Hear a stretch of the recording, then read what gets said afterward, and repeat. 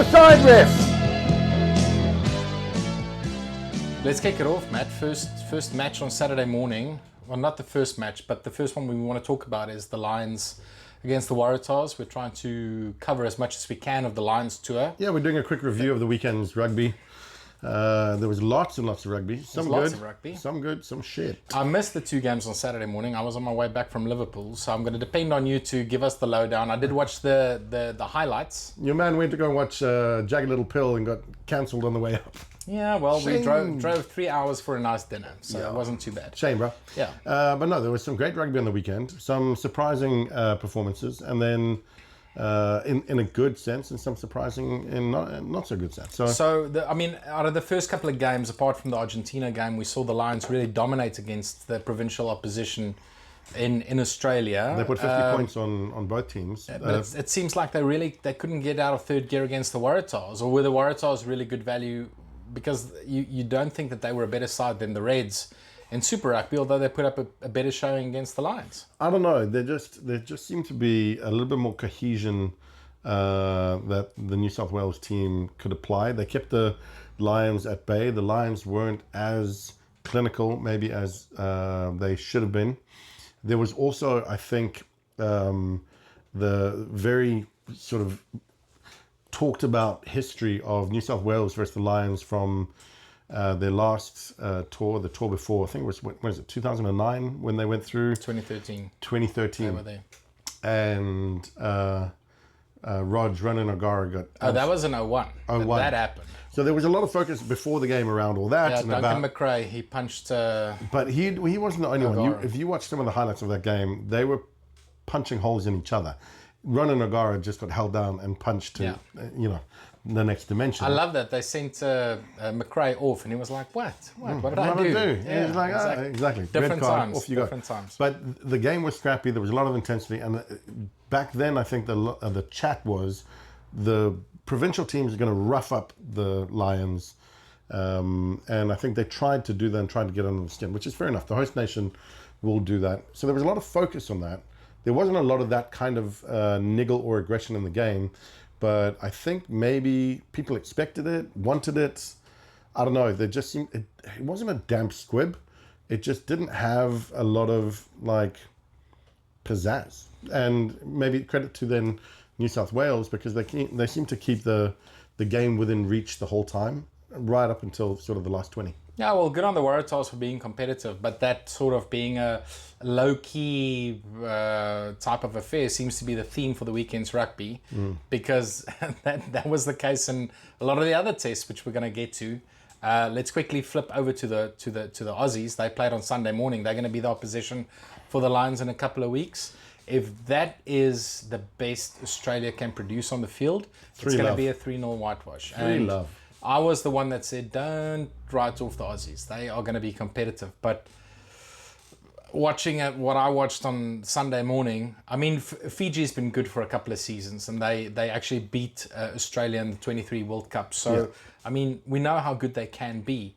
But as a precursor to the most important series that you will play in a decade, that's just not good enough. Leading up to your own home World Cup. That's just not good enough. Mate, Fiji were great value. Not so much in the first half. They seemed to be at 6s and 7s. In the second half, they came out to play. And they played their natural Fiji style, swing it around. Some of the boys in that back line are humongous. And they just decided we're going to run route one straight through up the guts and through the middle. And then they had the speedsters, the wingers out, both number 11 and 14, coming in off their wing, handing people off, running straight through. Like, it was exciting to watch, as a neutral.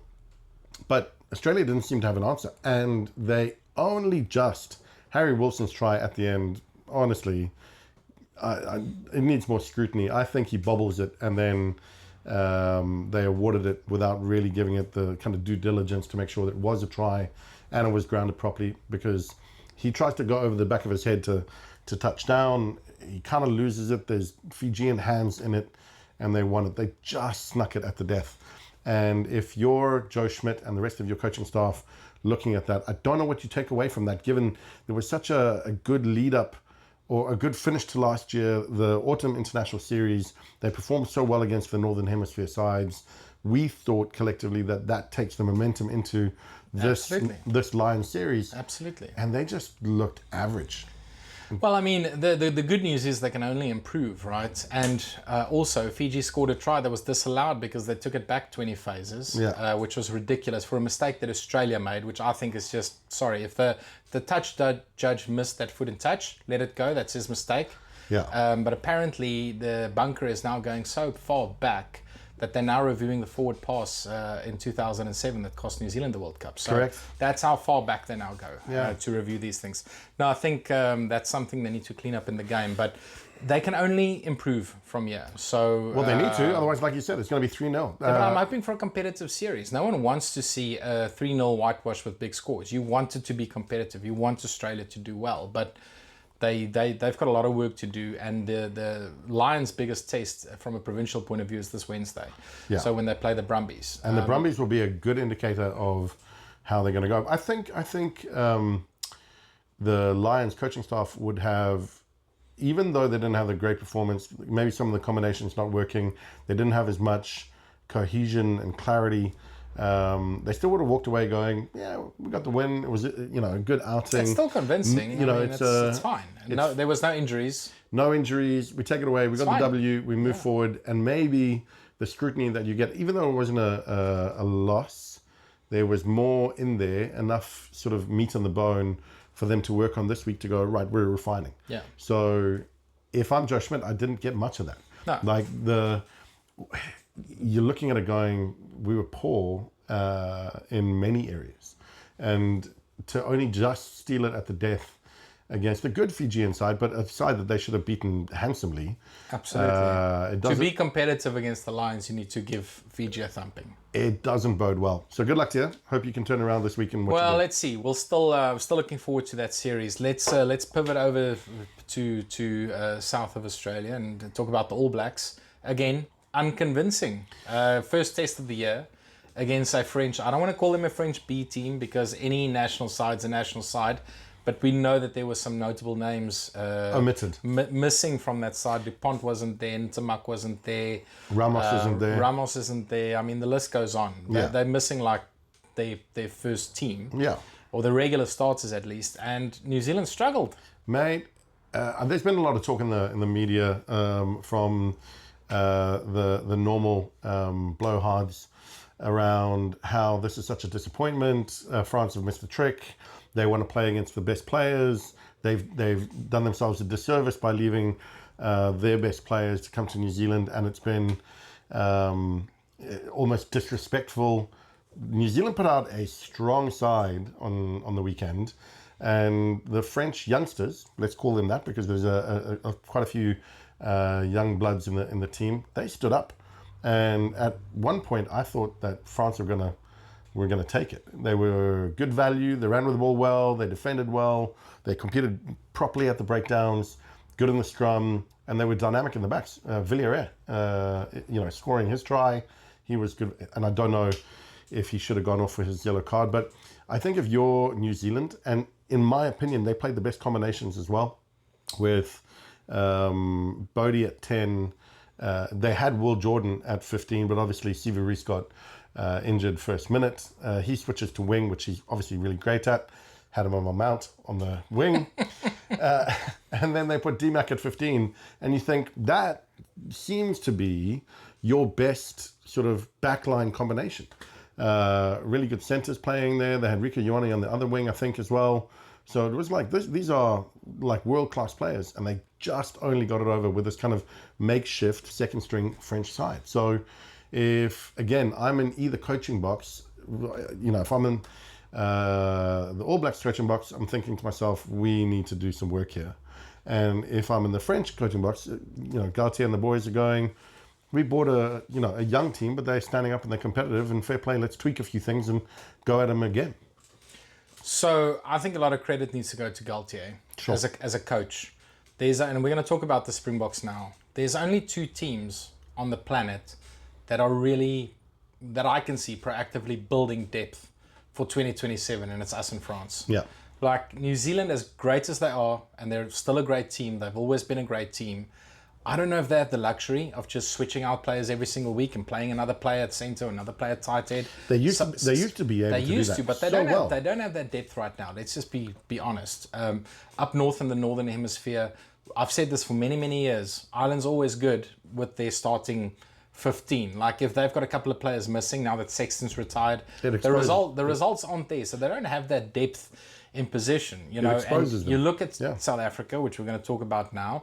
In almost every single position, you've got at least three players of international caliber that can play that position in any test.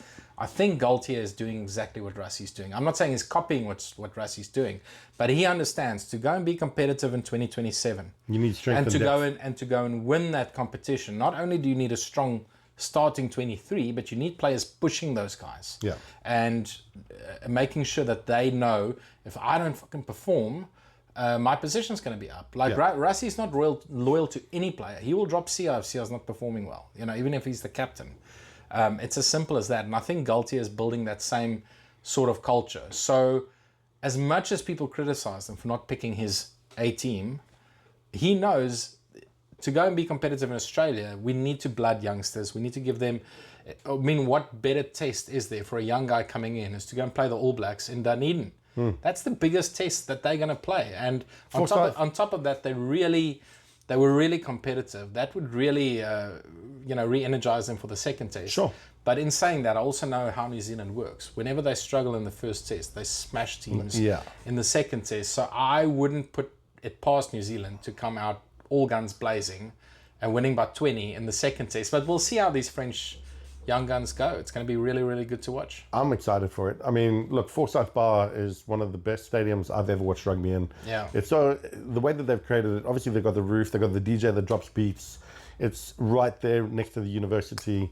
And it's structured in a way that it rises up so you feel like you're sitting there a bit like an auditorium style looking down. If you ever get the chance, you got to go. But and then everyone filters into Dunedin and gets on the piss together. But it would have been great atmosphere, great energy, playing the All Blacks. I think the people that have been left at home, the likes of Ramos and them, would maybe be feeling like they're missing out, okay? Because you want to test yourself and play against the best in the world. But the team that got taken down to Dunedin stood up well. They did a good showing. And I think the All Blacks have got a lot of work to do to get themselves back into the contention of being the greatest team that they feel that they are, the greatest team in the world. And that kind of strength and depth they don't have at the minute. But saying that, they fielded a full strength side. It was a great team, good team. It was a great team. Bodie back at 10, which was good to see. Again, didn't set the world alight though, right? He had his brother outside him. Geordie's been playing exceptionally well. I thought his butt played well, leading. So Scott, was good captain. D-Mac at the back came into the line quite a bit, which is good. Will Jordan, he's always going to get his try. Death taxes in Will Jordan. 40 tries and 42 tests. I know, just like that's unbelievable. Yeah, I just think, there's something missing there. And if they were bitching and moaning about how the second string, French team has come down and it's a disservice to them, well, by their performance, they now have a deficit to overcome to the New Zealand public.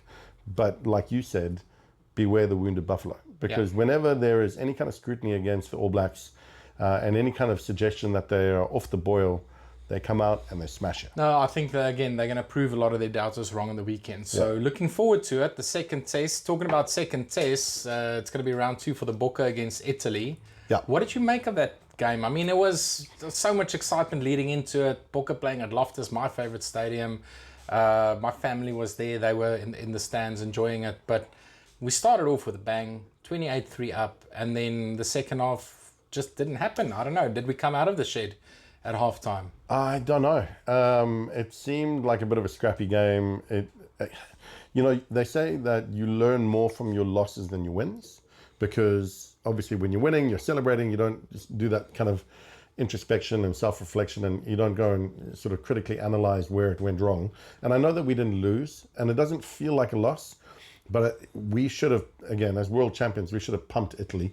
That's not to say that Italy are a bad team. They have been on the up in the last couple of years.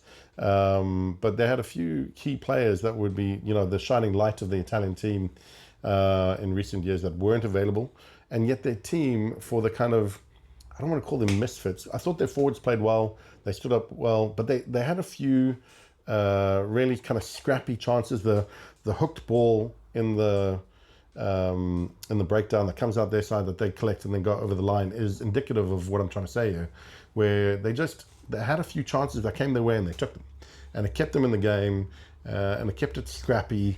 And I don't know, I think the boys, Rusty and his coaching staff, would have gone away going, okay, we've got a lot of meat on the bone here for us to kind of look at, analyze, and make better as we go forward. It is still the first actual test of the year. Yeah, I mean, we won by, 18 points, and I think Italy would be a lot happier with their performance than the Boca would be. Yeah. And I think Rassi summed it up, like he was quoted in the post-match press conference, and he said, I'm frustrated. This was a frustrating performance, and I think that's sort of the sentiment across South Africa. Now, there's a couple of things to touch on here.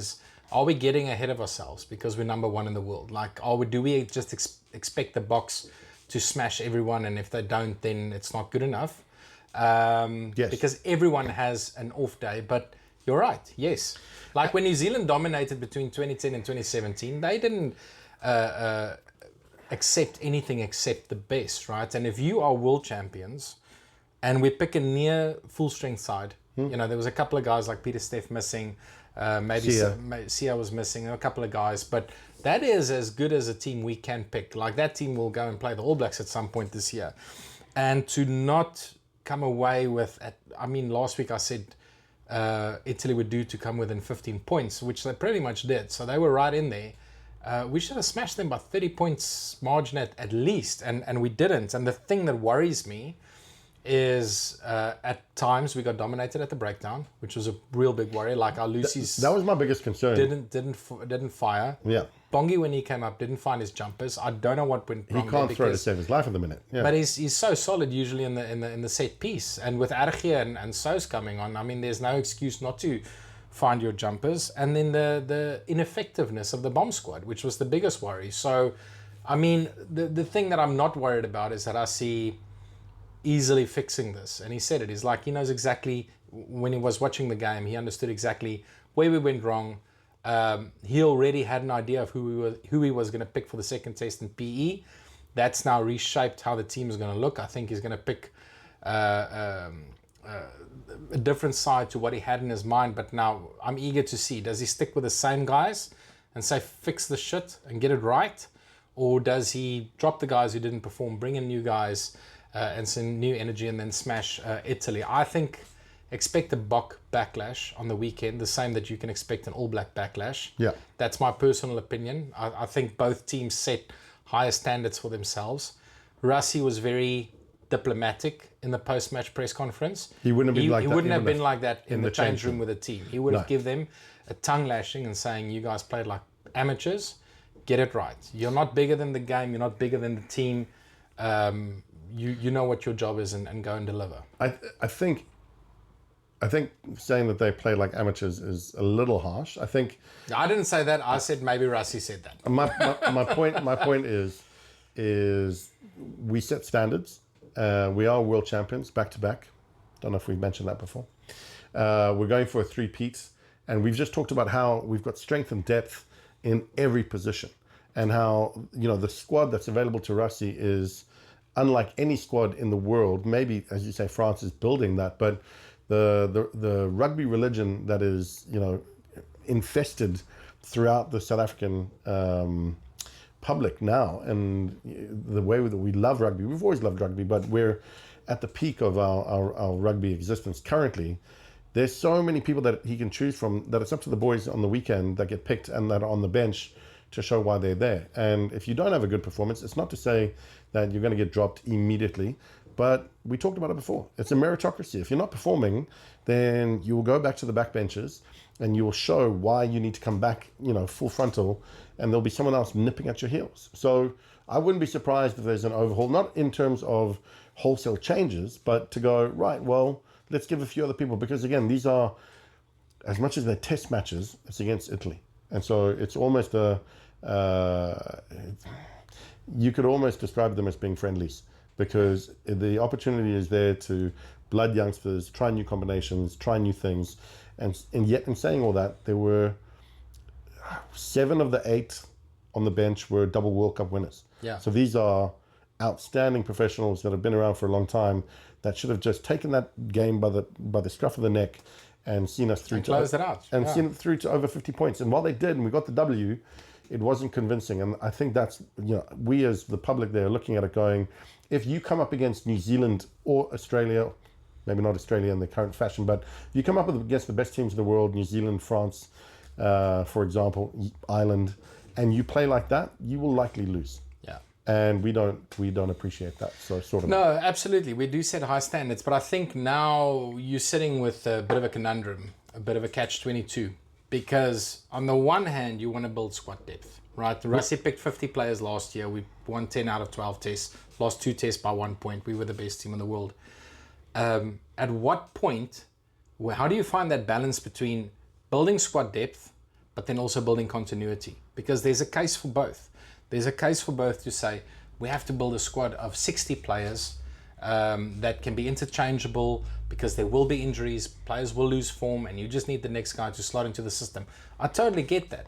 But on the flip side of the coin, you also want I almost want to say your preferred starting 23 to play together as much as possible, or at least the core of that team, to build rhythm, because I think that's the one thing we lacked on Saturday, was rhythm and just having that continuity and knowing exactly what the guy next to you is going to do. So I think that's going to be Russie's biggest challenge going into 2027, is finding that balance between blooding young players, but also building continuity, because it's sort of, you give up the one to have the other, and that balancing act, I think he's taken 2024, 2025, throw some youngsters in, give it 2 seasons, see who swims and who drowns.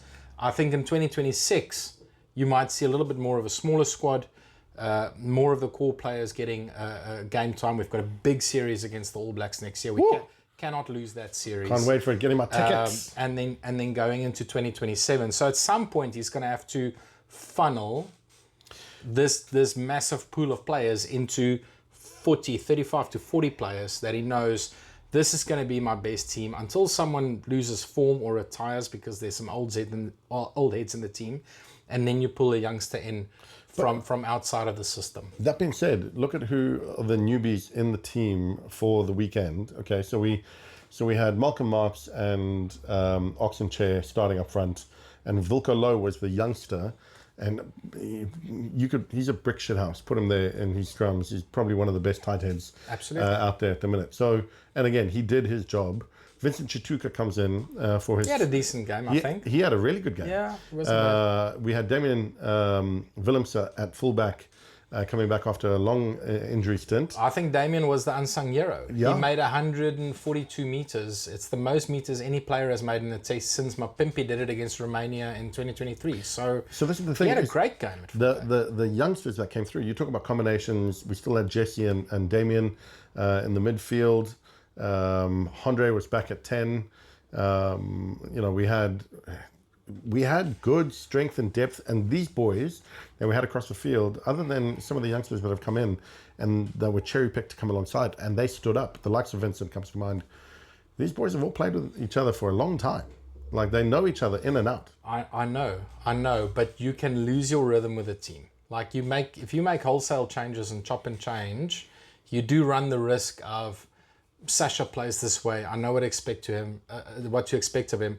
Now you bring Andre Pollard in, he's not as flashy, is a little bit more pragmatic in his approach, and you as a player playing with him have to adapt week in, week out. Whereas if you think back 30 years ago when Nick Mallett was coach, he was all about continuity. He won 17 tests in a row because he picked the same team week in, week out. He didn't worry about squad depth. You pick your best team, you get them to perform over a period of time. I'm not saying Russie should do the same. I think there's a balancing act, and I think that's what he's got to get right. Build the depth, plus create continuity. If you can get that mix right, it's going to be very, very difficult to beat the Springboks. Yeah, look, I mean, I don't disagree, but I don't know if the reasons they played the way that they did in the weekend are at the core that. I don't know. Maybe not. I don't know if continuity is the issue, because all of them should be able to, with the kind of alignment camps that they've had, the people coming back.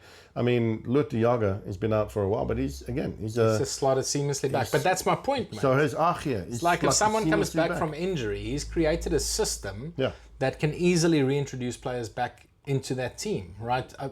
All I'm saying is I don't think you need to change 14 players week in, week out. I'm not advocating you can for that. change 3 or 4 to give key players time to rest and blood youngsters.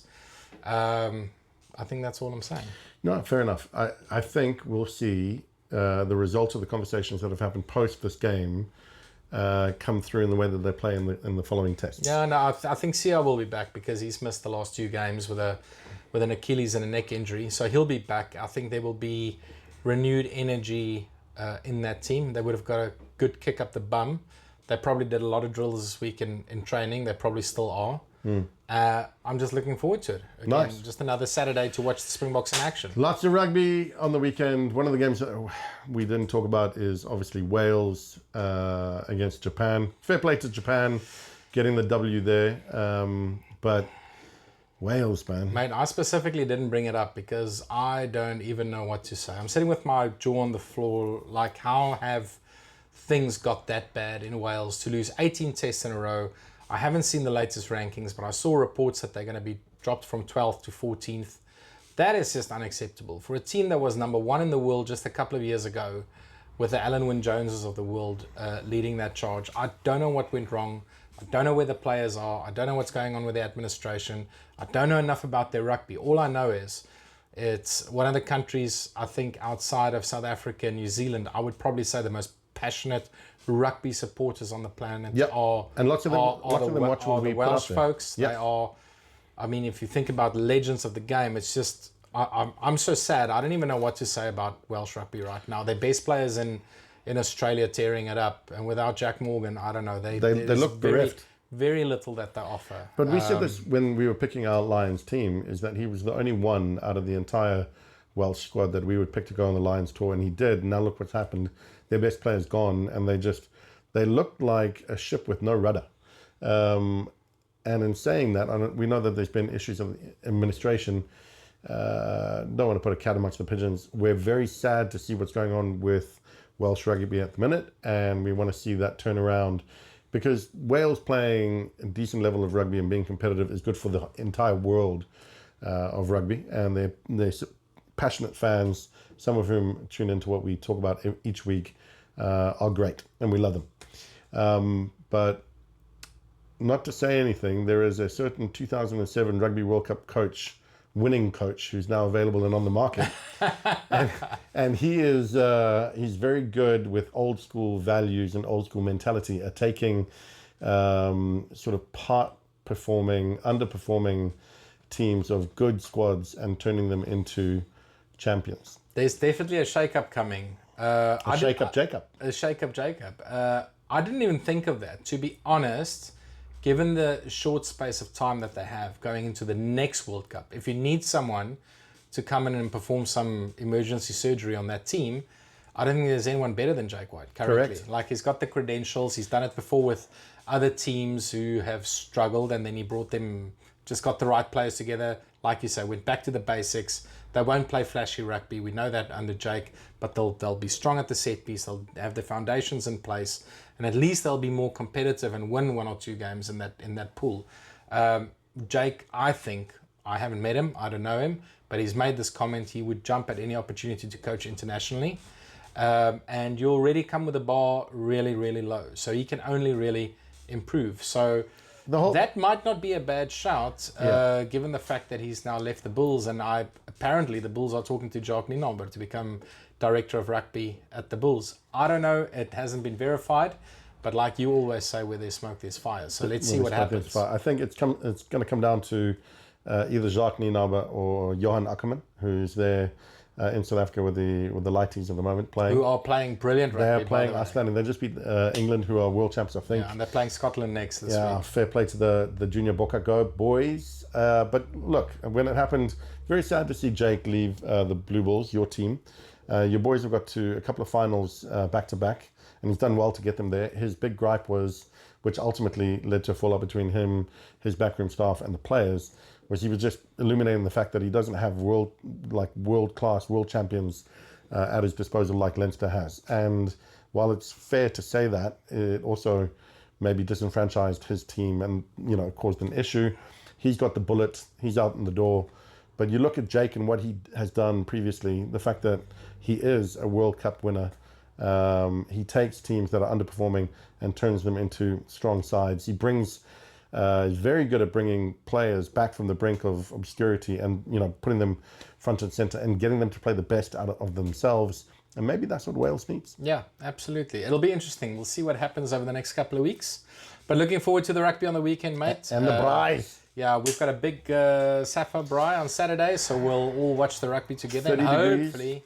30 degrees here. There's a heat wave. There's a lot going on. Lots of brandewijn for the pain. And thanks to the gents at Wildebeer's brandy for this week's brandy. We're going to try a new brandy every single week. This week it's Wildebeer's. So. Wildebeer's. Well, the Wildebeer's guys, if you are watching this, feel free to send us some stock because That's it is lekker. bloody expensive in the UK. But it's a good brandy. And we will parade it for you. We have your bottle. We're going to have another nutter after this. Yeah, that's if it lasts until the weekend. Mate, I also realized that it is cheaper to play golf as a hobby in the UK than drink brandy. So let's make the most of it because it's really expensive. One makes you cry, one makes you drunk for drink. Yeah, absolutely. But yes to the Bokke. Cheers.